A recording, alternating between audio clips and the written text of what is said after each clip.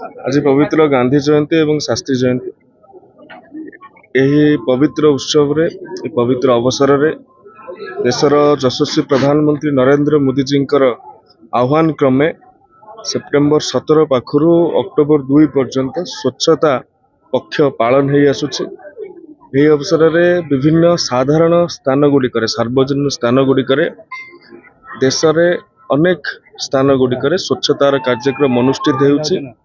ये स्वच्छता केवल आज दिन पर नुहे, ये प्रेरित करने अन्य मानू सचेतित करने अन्य मानू जेपरी निजर ग्राम निजर जिला निजर राज्य निजर देश को स्वच्छतार सहित आग को नेबा एवं ये स्वच्छता माध्यम रे आमे देश को सेवा प्रदान करिबा।